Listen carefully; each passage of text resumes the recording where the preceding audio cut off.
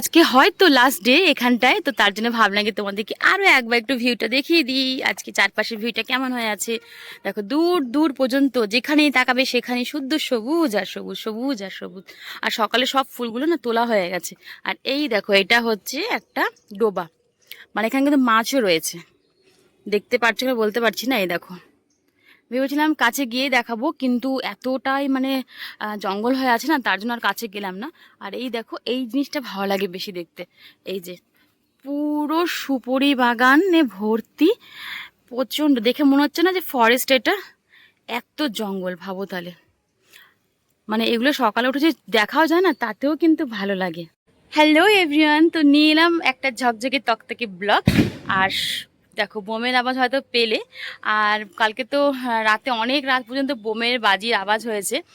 তো যাই হোক, সেগুলো তো তুলতে পারিনি সমস্ত কিছু। আর আজকে মহালয়া সকলকে জানাই অনেক অনেক শুভেচ্ছা। আর কিন্তু মা আসতে আর বেশি দেরি নেই, মা চলেই এলো বলতে গেলে। কিন্তু এখানকার ওয়েদারটা খুব খারাপ, আজকে সকাল থেকে প্রচণ্ড বৃষ্টি। এখন গিয়ে একটুখানি কমেছে, কিন্তু দেখো পুরো মেঘ করে আছে, একদম পুরো মেঘ করে আছে। আর কি ভালো লাগছে না পিছনে ভিউটা দেখতে। এখানে আমার সবচাইতে ভালো লাগে এই চারিদিকে এত সবুজ সবুজ গাছপালা না, আমার ভীষণই ভালো লাগে।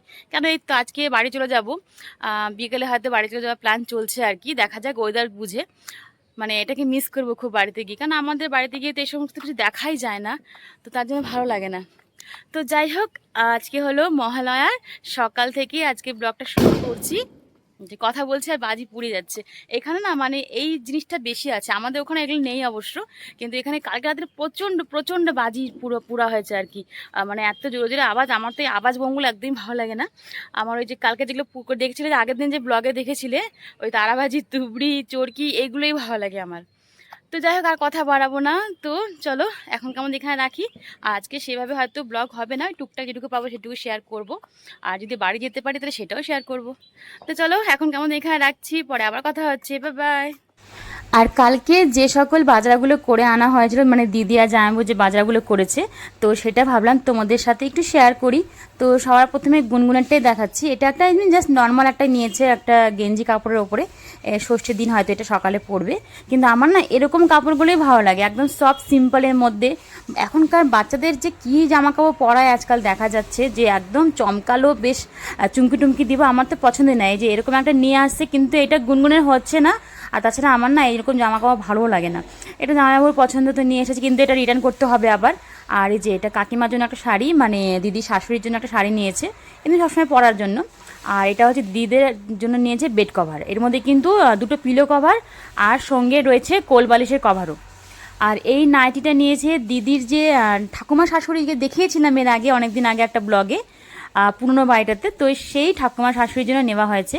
আর এই শাড়িটা নেওয়া হয়েছে আমার মায়ের জন্য, মানে এটা জামাইবাবু কিনে দিয়েছে আমার মাকে।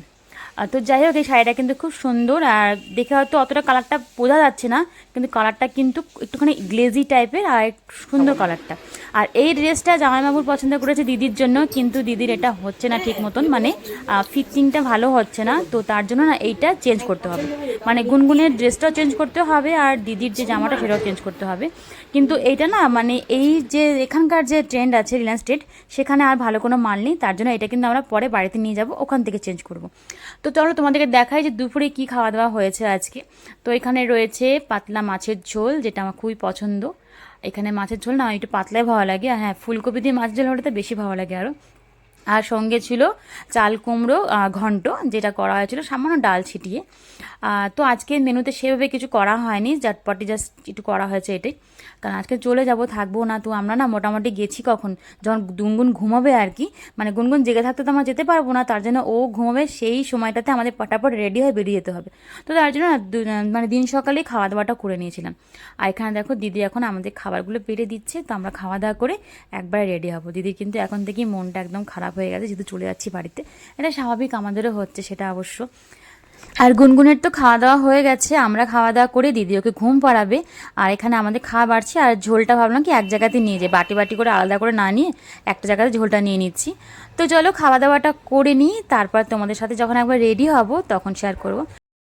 আর এই পর্যন্ত যে সকল বন্ধুরা আমার ভিডিওটি এখনও দেখছো তাদের সকলকে অনেক অনেক ভালোবাসা এভাবে আমার সঙ্গে থাকার জন্য। আর যারা নতুন আমার চ্যানেলটাকে দেখছো তারা প্লিজ চ্যানেলটাকে সাবস্ক্রাইব করে পাশে থেকো, তাহলে কিন্তু এরকম নিত্য নতুন অনেক অনেক ভিডিও দেখতে পাবে। আর কাছে দূরে যে সকল বন্ধুরা আমার ভিডিওটি দেখছো তাদের সকলকে অনেক অনেক ভালোবাসা। তো চলো এখন খাওয়া দাওয়াটা করে নিই, তারপর তোমাদের সাথে একবারে পরে কথা বলছি।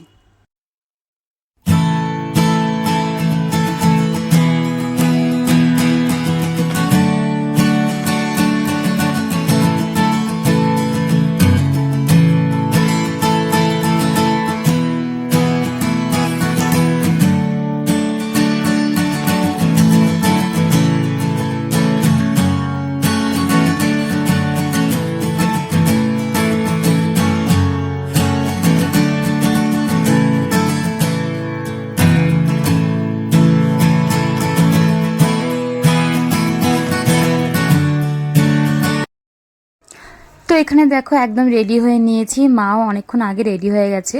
আর গুনগুন দেখো ঘুমোচ্ছে, ওকে ঘুম পাড়াতে পাড়াতে দিদির বেজে গেল 1 ঘন্টা লেগে গেল, তার জন্য একটু লেট হয়ে গেল অবশ্য।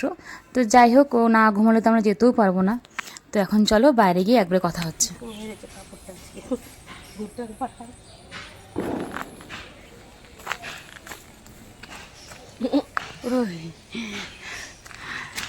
তো আমরা এখন যাচ্ছি বাড়িতে।